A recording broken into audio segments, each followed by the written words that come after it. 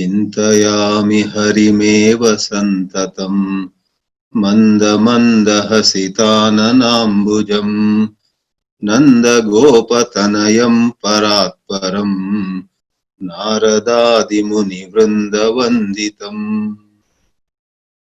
Om Namo Bhagavate Vasudevaya.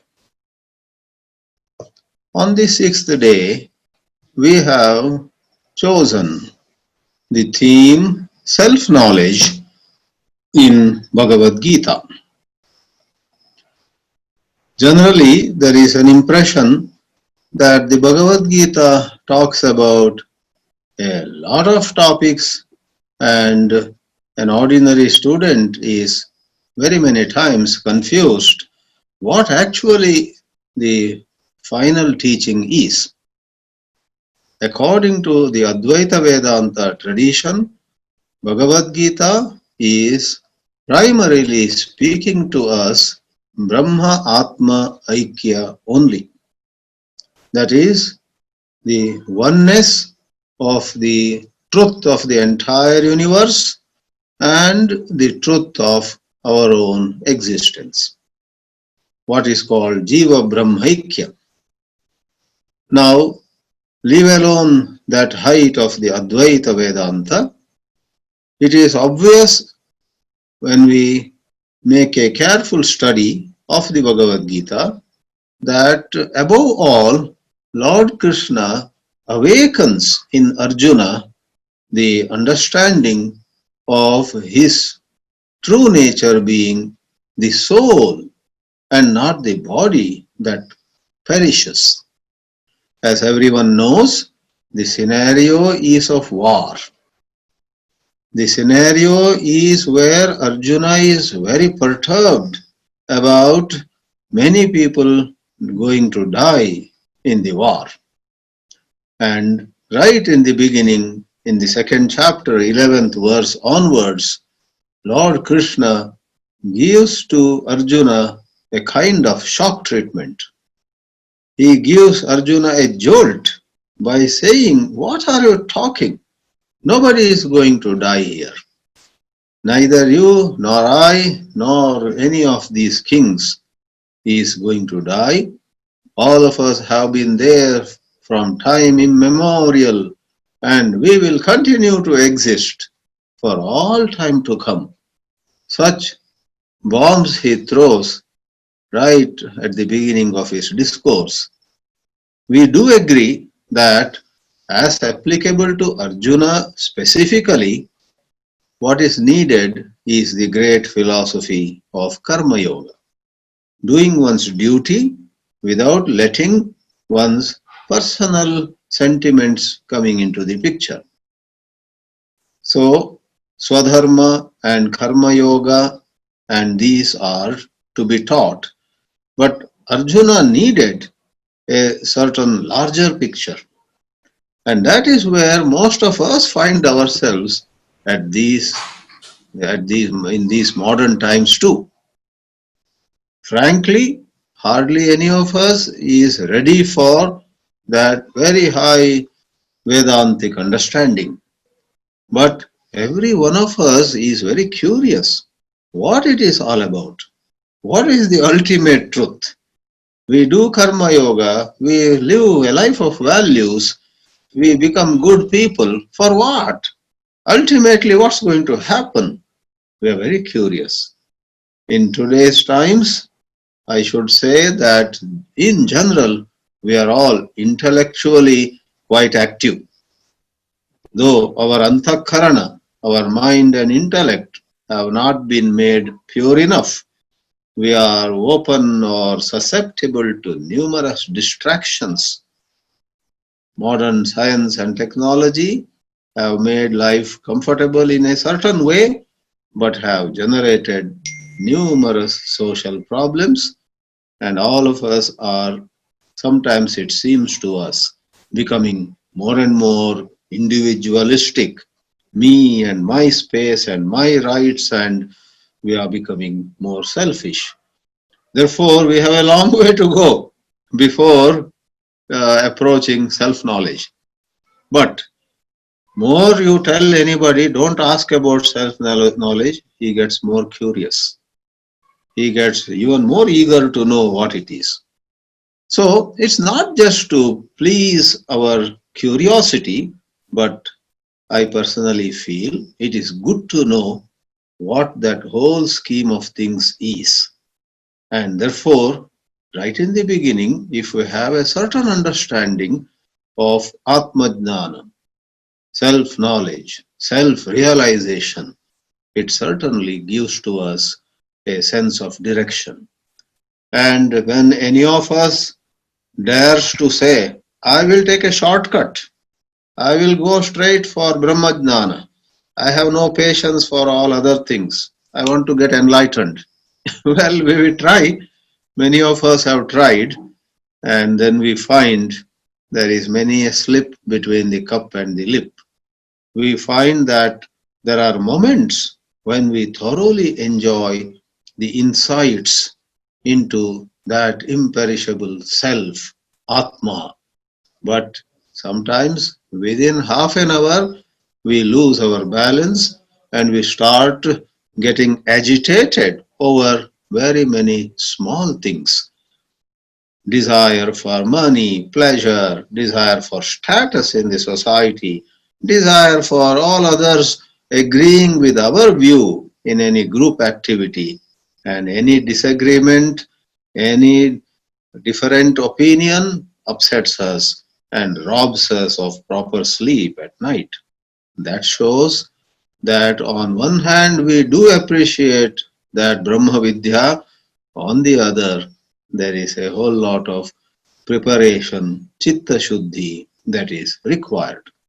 Well, in spite of all that, in this session now, we are going to take certain certain punchlines, as we have called them. To that friend who suggested to me not to call these punchlines but to call them pearls of wisdom from Gita, my humble submission is, by punchline I don't mean anything violent or aggressive. Punchline is something which is said emphatically. However, I assure that friend of mine that as I plan, when I bring out a book of 108 such punchlines, we will name it Pearls of Wisdom and not Punchline. So let's take a compromise, make a compromise there. So let me try to share some slides which bring out the punchlines or the selected quarters from Bhagavad Gita. So here we go. Punchlines and benchmarks from Bhagavad Gita, guidance from Bhagavad Gita, day 6. And the theme is self-knowledge. Atma Vidya, Atma Jnana. Elsewhere we call it Brahma Vidya, Brahma Jnana. Once more I would like to say in simplest terms, Brahma is the ultimate truth of the entire universe. Atma is the truth of our existence, everyone's. And Advaita Vedanta goes to that high peak of wisdom, saying the truth of your existence and the truth of this entire universe are not two. It is one truth only. Tattvam asi Shvetaketo is the Upanishad Vakya from Chandogya Upanishad. So we shall now examine where Bhagavad Gita talks about self-knowledge, our true nature, knowledge of who we are, really speaking.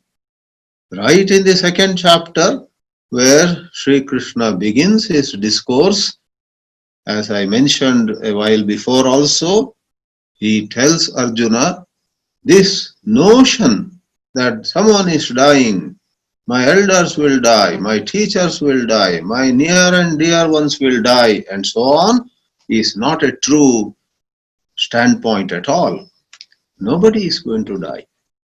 Swami Chinmayananda used to very humorously say, every body dies, but nobody dies. Meaning the physical body has death. So we have actually many shlokas in chapter 2. In the first 25 verses or so, Lord Krishna puts it in several ways, bringing home to Arjuna that everyone on a deeper level is imperishable, indestructible. And thus, I chose this particular 30th verse, for in a quarter, the whole message is packed beautifully here. Dehi nityamavadhyoyam dehe sarvasya bharata tasmat sarvani bhutani natvam shochitum arhasi. Tvam shochitum na arhasi. Arjuna, you should not be grieving. And over the shoulders of Arjuna, he is telling all of us. And you and I, even though we have a taste for spirituality, we love Gita, and we have faith in God and whatnot, when challenges stare us in the face, we feel dejected, we feel depressed, we go into shoka and moha. Therefore, Gita is addressing us. Arjuna is only a nimitta. Probably you can interpret that famous line from 11th chapter, Nimitta matram bhavasavya sachin, in yet another way. Arjuna, become a nimitta for all humanity to get my message. You become the medium. You become the pretext or context or excuse. Through you, I want all humanity to get certain wonderful messages that can cheer them up, that can help them regain certain inner poise. So one or two lines from that same second chapter are like Jatasya hi dhruvo mrityuhu dhruvam janma mritasya cha. Those who apparently die are born again at another place. And those who are born, whether you like it or not, over a length of time, die. Birth follows death, of course, after a length of time. Death follows birth after many years. This is the law of nature. But that is the surface phenomenon. On a deeper level, who am I? Who am I? Do I really perish? Sri Krishna talks about this imperishable nature of ourselves.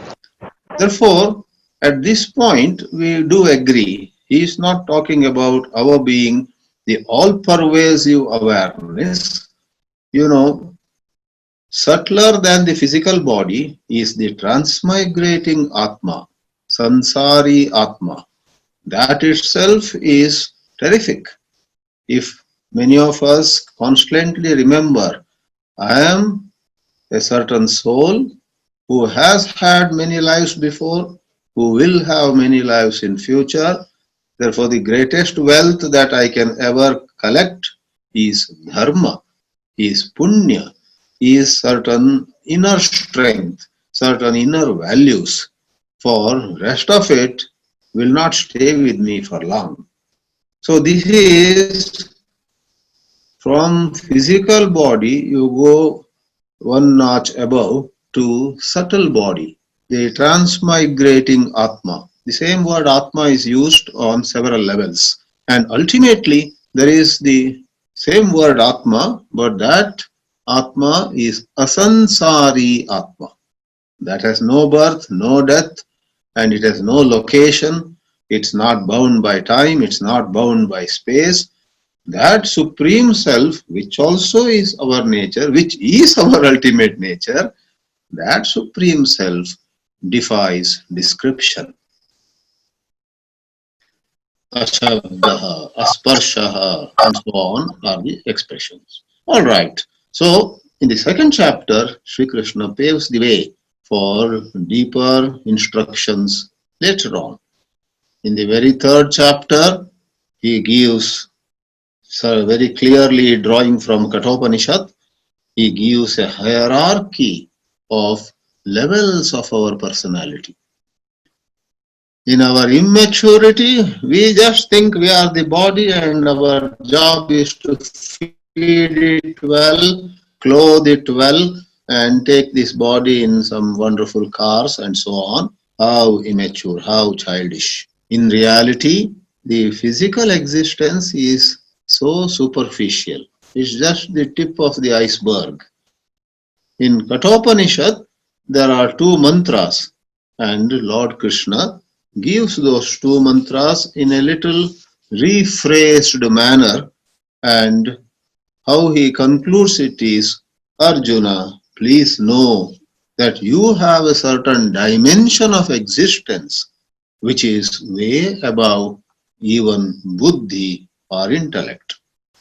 A good number of you are familiar with Swami Chinmayananda's BMI chart, and it is in this third chapter there where it is said, you are buddhi beyond even buddhi, buddhehe param. So we have the 43rd verse saying, evam buddhe param buddhva sanstabhyatmanam atmana jahi shatrum mahabaho kamarupam durasadam. And the immediate earlier verse talks about how we have a body, how we have senses. Superior to the senses is the mind, and above even the mind is the intellect. But then the punchline is, even above the intellect. What is meant by above? Is our existence a multi-storied building that the body is on ground floor and senses are on first floor, mind is on second floor, buddhi is on third floor?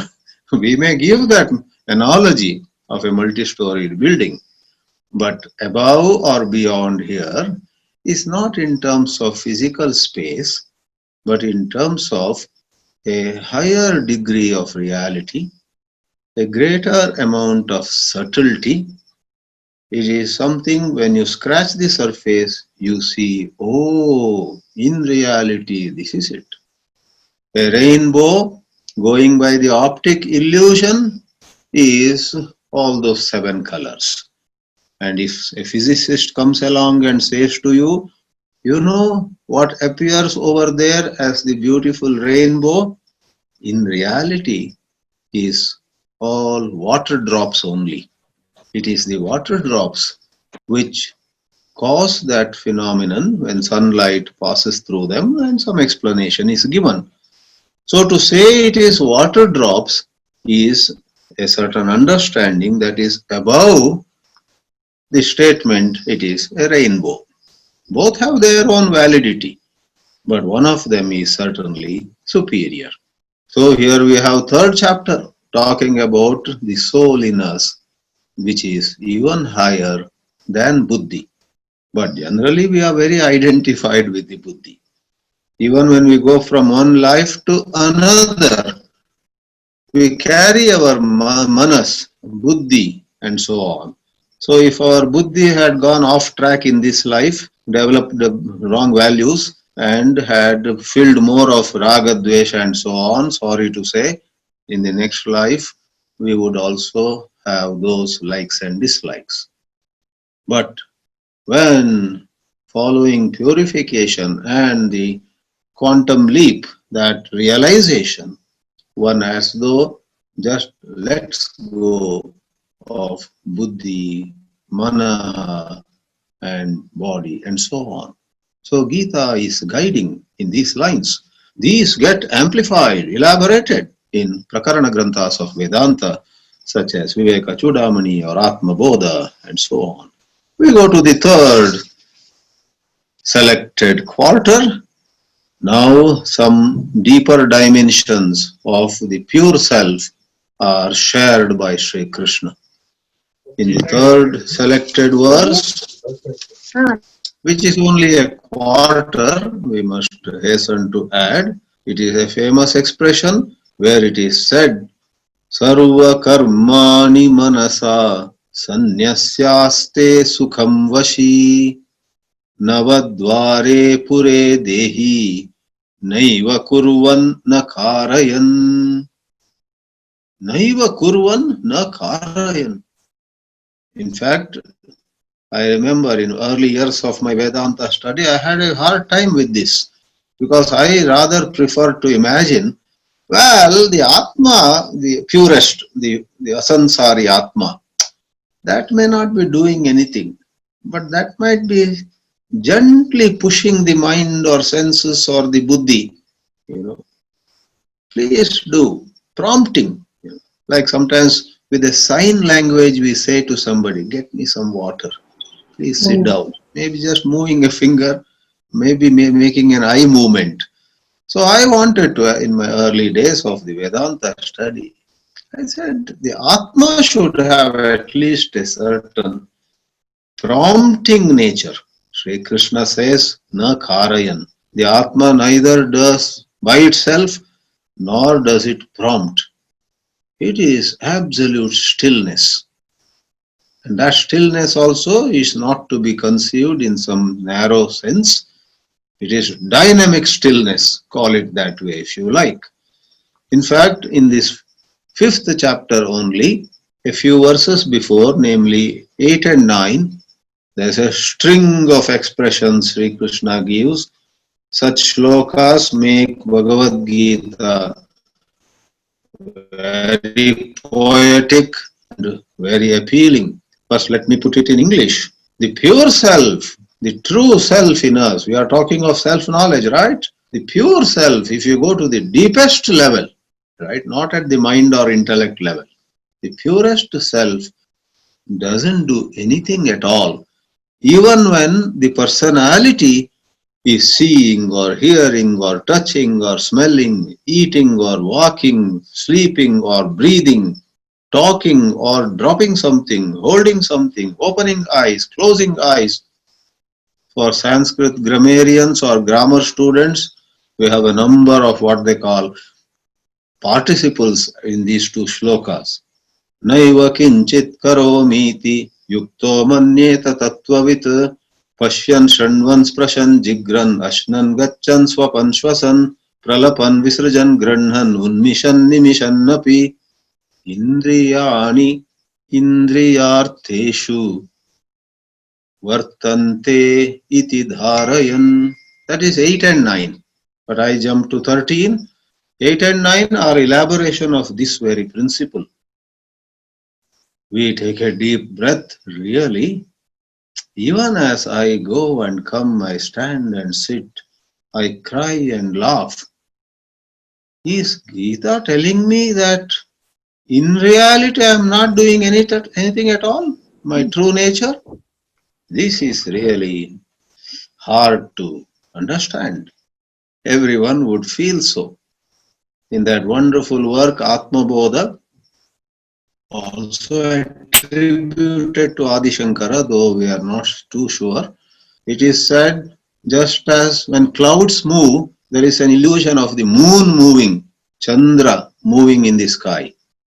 Likewise, this idea, I am doing, I won, I lost, I had a misunderstanding with my colleague, with my spouse yesterday, today it is much better, etc. All of us feel going up and down. That is all an erroneous perception. To think the moon is moving is erroneous perception, asamyak darshana. To know the clouds are moving, the moon is not moving, is right seeing, samyak darshana. And someone like Adi Shankara, in his commentary over Bhagavad Gita, says at many critical places that the Bhagavad Gita is awakening us to samyak darshana. So it's not about seeing a hill or this distant object clearly, which also is part of it. Mainly, can we see who we truly are? No wonder when people went to Maharshi Ramana and said, I am so sad, as though he is hard of hearing, he would say, tell me who is sad. And when the visitor said, I am sad, Maharshi would say, who is that I? What is that I over there? Is the true I sad or is the false I sad? So we are puzzled. Oh, Does it mean in me there is a false I and there is a true I? Exactly. There is a moving moon and there is a non-moving moon. The moving moon, poets may write a little piece of poetry. Look at the beautiful moon running in the sky. And children say, oh yes, the moon is running so fast today or tonight. The moving moon is mere appearance. The real moon is not moving. Likewise, really, you and I, through study, through right thinking, through Shravana Manana, and so on, can appreciate that really nothing has happened to me, nothing will ever happen to me. I have no reason to cry. I am ready to die this moment if need be, the so-called death of the body. And I am ready to live on for years and years. That kind of unburdening is the outcome, is the practical benefit of Vedantic wisdom. Naiva kuruvanna kharayan. We now go to the fourth selected quarter. I am personally very fond of this. From chapter 5, I am taking you all the way to 18th chapter. In 18th chapter, in the 17th verse, Sri Krishna makes a statement which is in fact quite, it can be very disturbing. He says, if anyone has absolutely no sense of ego, then even if he goes around and kills thousands of people, no sin will accrue to him. Yasya nahankruto bhavaha buddhir yasya na lipyate hatvapi sa iman lokan nahanti na nibadhyate. If you take it literally, you may misunderstand the whole thing as self-knowledge gives someone the license to kill.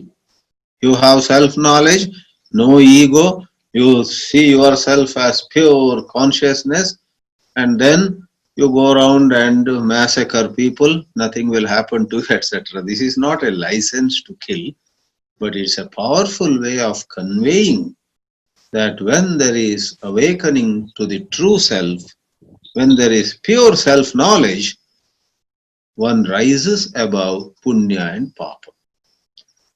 Actually, one will be doing punya karma only on the personality level. But in a manner of saying, even if one were to commit some so-called grave sin, one is not affected by it.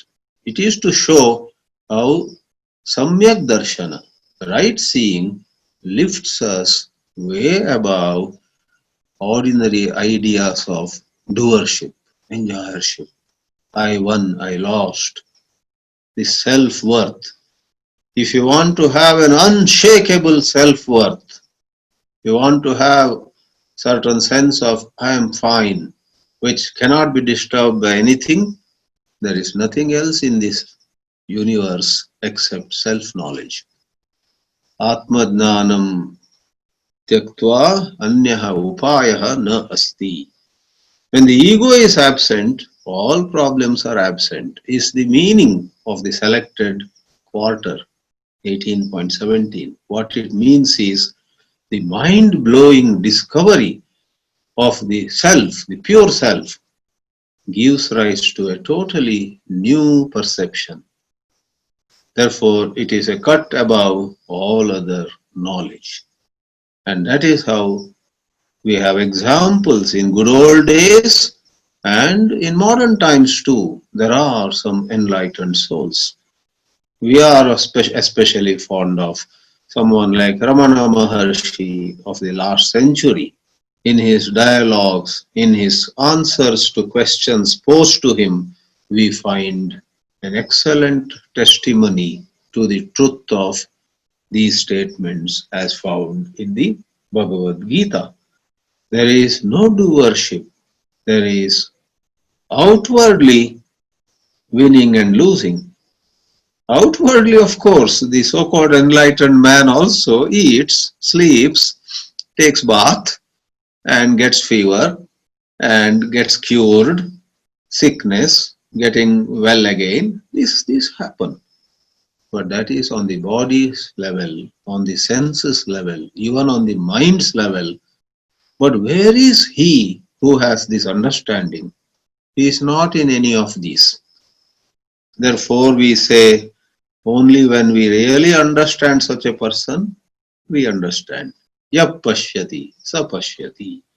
So, 18th chapter has powerful pointers to the state of clearest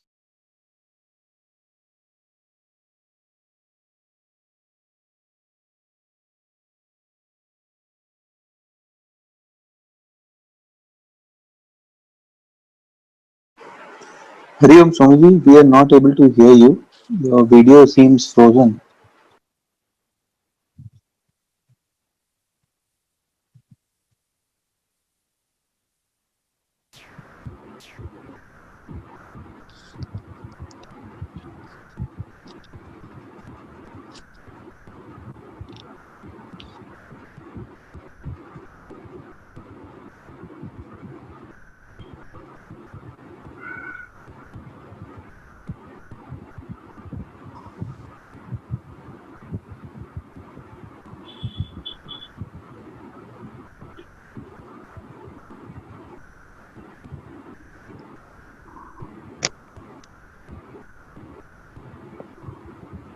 to mute.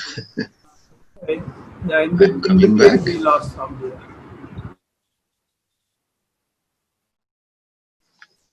Um, one moment. Okay.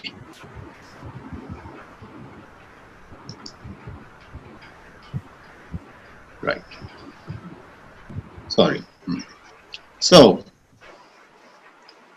it's in the 6th chapter, after describing meditation and telling us how study and meditation can take us to higher and higher levels of right seeing. Sri Krishna says, in that state, one sees oneself in all and one sees all in oneself. It's a nice echo of two mantras of Ishavasya Upanishad, by the way, but without going away to Upanishads. The mantra goes, Sarva Bhutastam Atmanam Sarva Bhutani Chatmani Ikshate Yoga Yuktatma Sarvatra Samadarshanaha. Seeing oneself in all the living beings, Sarva Bhutastam, and seeing all the living beings in oneself. An enlightened person has Samadarshana, has equal vision towards all. In fact, this shloka has to be read with the very next one. With mathematical precision, Sri Krishna says in one shloka, the enlightened person sees all in himself and himself in all. And the second shloka says, the enlightened person sees all in God and God in all. Okay, apparently my screen is not shown, so maybe I'll have to do once more sharing screen. Yeah.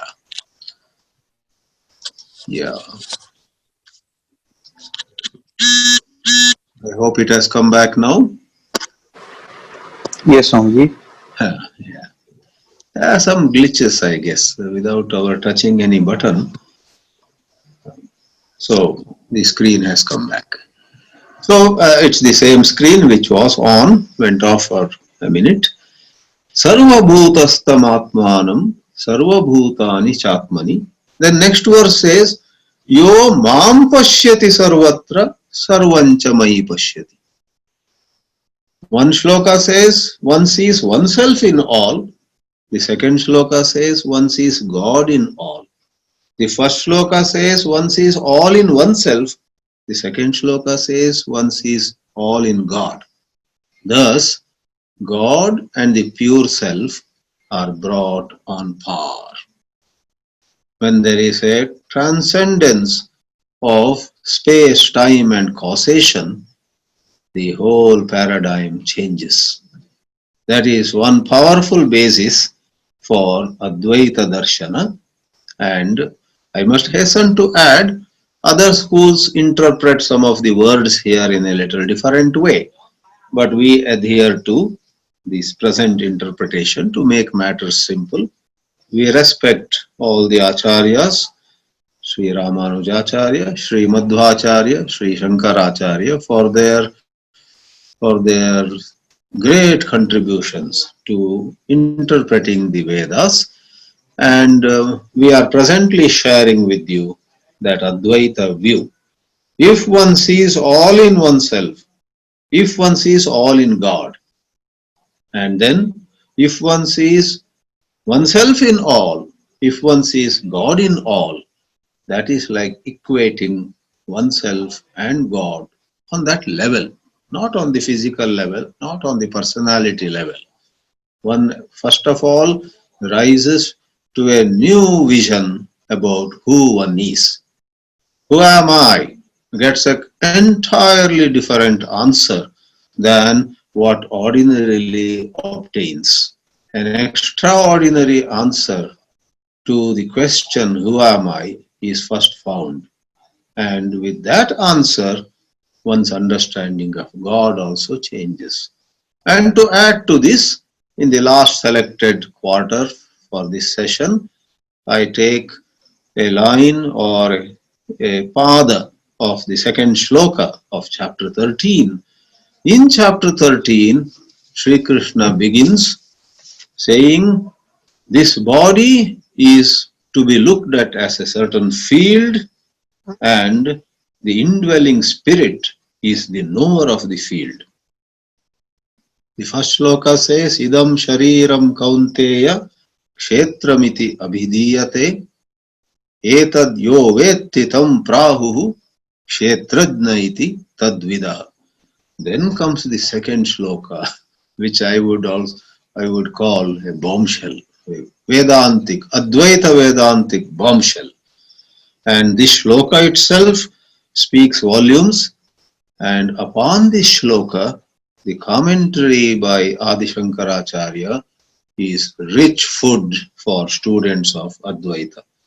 He throws very precious light on the nature of error, on the nature of the so-called avidya, so-called ignorance, and it can be so mind-blowing. Some of the difficulties people have about how Advaita Vedanta can say this entire universe is Maya or is some kind of erroneous perception. Those doubts are set to rest in the commentary on this particular shloka.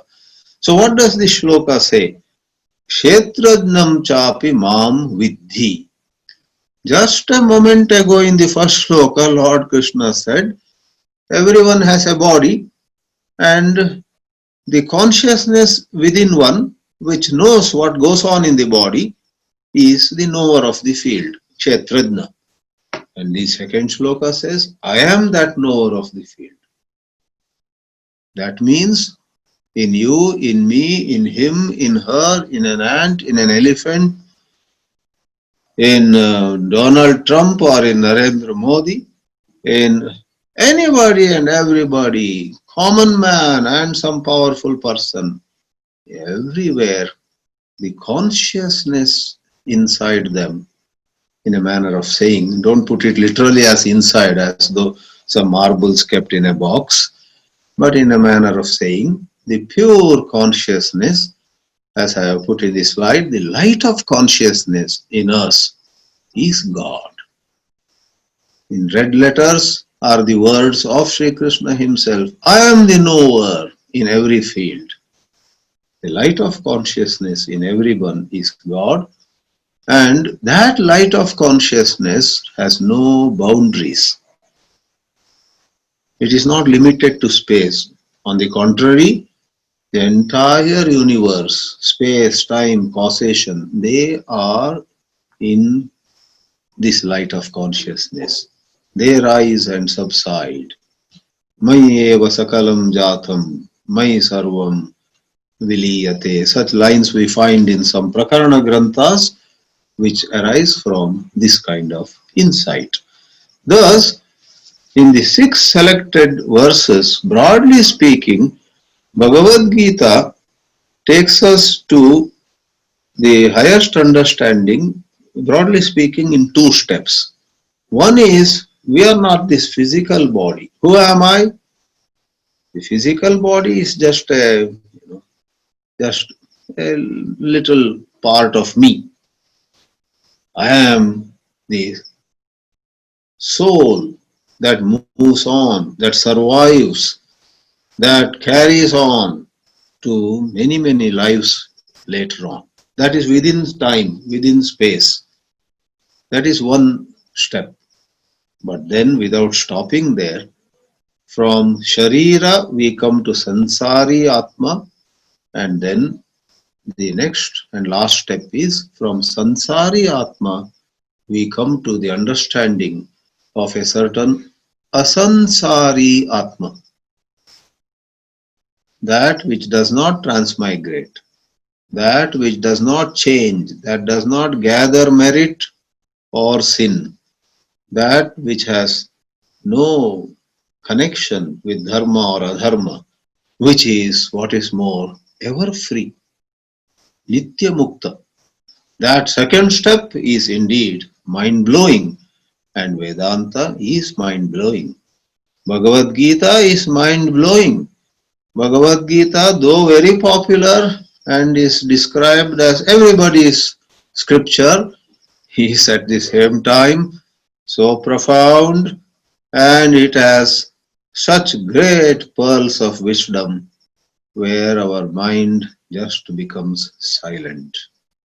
We arrive at a certain dynamic silence, and that is at once the seat of all those wonderful values like compassion, like love, like peace, like reconciliation. Vedanta is not about making us run away or look down at the universe, look negatively at people, hold judgments and hold grudge, etc. Oh no. On the contrary, in that erasure of the ego, one finds one is at peace with entire universe. So this realization or this self-knowledge actually helps us sort out things. Though inwardly, who is to sort out what is to be sorted out? That's a different question. But if we were to describe the matter using the regular language, Vedanta empowers us to go about scenarios with no prejudice, no bias, no burden of the unpleasant things that happened yesterday, the memory of them, no pride either. Therefore, it is in fact difficult to describe. So, in his work Saddarshanam, Maharshi Ramana at a certain place asks the question, Tasya stitim bhavayitum kshama kaha? Who can ever describe the state of being of someone with self-knowledge? Tasya stitim kaha bhavayitum kshamaha samarthaha is the question that is asked. So I have shared 6 punchlines. There are perhaps more than 60 such punchlines spread over this Bhagavad Gita. All of them with some competent guidance can make a big difference to us in our spiritual journey. Om Namo Bhagavate Vasudevaya. I pause here and as always invite, welcome questions, comments. The next one, of course, all the 6 are at one place. Oops. Hari Om Swamiji. Hari Om, go on. Yeah. Thank you for not just also wisdom, but for quenching intense thirst. Thank you so very much. But I do have a question. As a householder, I've always struggled with the moderation between self-effort and self-will. And Yes. today I got some understanding, but would you please clarify a little bit more? Self-effort and self-will. How do you distinguish them? Do you see them in contrast?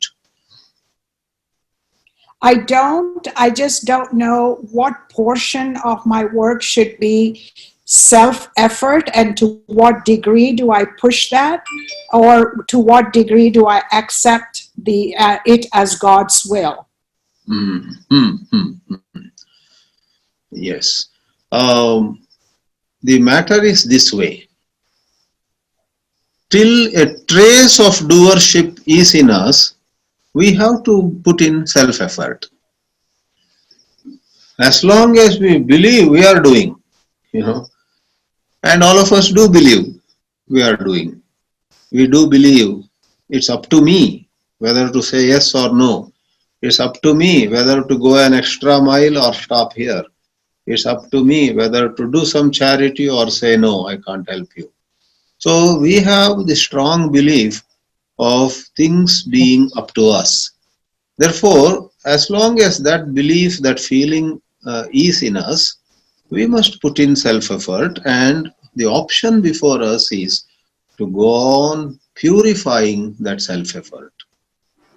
And God is with us. We must put in self-effort and constantly check whether in the name of putting in effort and working hard, whether I am or whether we are showing off, whether we are trying to prove how strong or how efficient or how able we are, whether we are trying to build an empire, whether we are trying to impress people.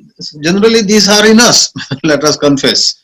Even when someone like me gives a lecture, I cannot claim that there is absolutely no desire to impress the audience.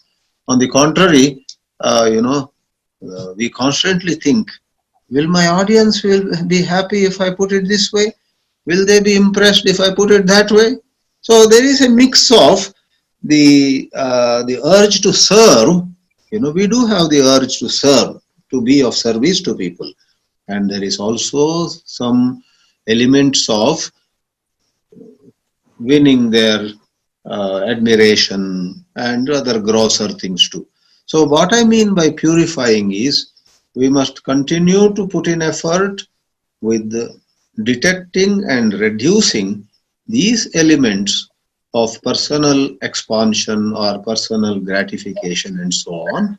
And secondly, sometimes you and I have such vasanas, all our effort will be in one domain only, we neglect some other domain. So we need to balance, we need to cut down. This morning I woke up and read a line of Maharshi Ramana. Humphrey, one of his devotees, asked Ramana, Master, should we help the world? And Ramana's crisp and short answer is, help yourself, you will help the world. I said this is for all of us. Because in the name of being of service and putting what you call self-effort, we many times don't do our own japa or study or exercise or morning walk. All of them go for a 6, right? So Maharshi says there, help yourself. That is the best way of helping others. But we can't suddenly stop. Thank you. Hari Om Swamiji, thank you. Thank you. Hari Om Swamiji, Next. I have a question of how do we conquer fear? Because we live in so much of fear these days. Yeah. And how do we conquer fear? Yes, I hear so much of Bhagavad Gita, and then I chant, I study, but still there is a sort of a fear that we all go through. And how do we try to conquer on a day-to-day basis, Swamiji? Right. So, on 2 levels you need to work. ಬಹಳ ಕಷ್ಟದ ಪ್ರಶ್ನೆ ಐತಿಲ್ಲ ದಾರು ಅದು ಸುಲಭ ಹೌದು. Others don't comment, that will disturb the, So someone has asked a question, how do we handle fear? See, whenever there is a situation of fear, there are always certain scientific aspects of it. So we must gather information and we must be, wise enough to do what is needed. Like in the COVID-19 scenario, we learn that it is spreading. Even educated people, well-placed people, they are also getting affected. Then it is said, by washing hands frequently and by taking, there's a list of things to take care of. So that is one level. Call it common sense, call it science, call it general knowledge. Now on the Vedanta philosophical front, that's where you are helping yourself through sadhana comes in. In the language of bhakti, strengthen your bond with God. Strengthen your sense of God being with you always. In the language of jnana, saying this, I'll complete my answer. In the language of jnana, especially this session's lecture, again and again remind yourself, I am not this body. Body matters to me. Body matters to me, but I am much more than the body. How? Just as science explains how washing hands will help you, washing hands with soap for 20 seconds at least, it has a science about it. It explains. Likewise, the Gita Shastra, if you have the patience to study, explains to you how you are much more than the physical body.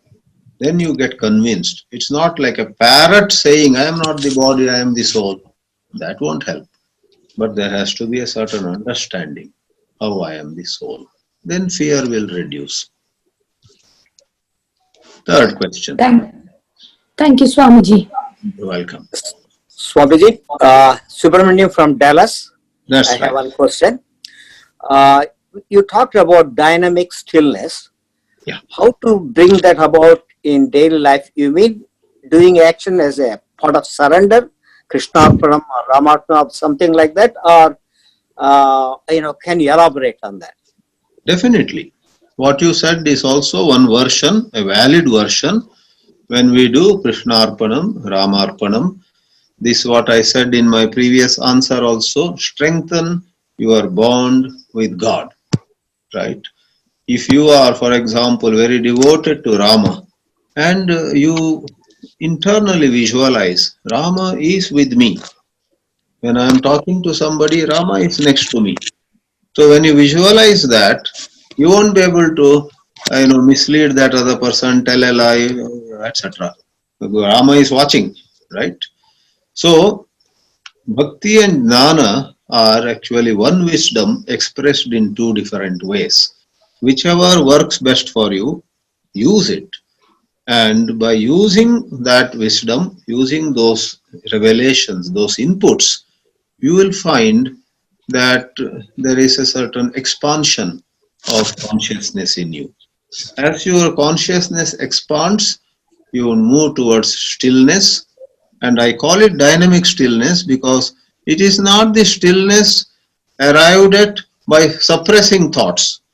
By taking a pill also we could go into some kind of stillness. But then there is no intelligence there. Dynamic stillness is through intelligence we have seen that there is no need to fear.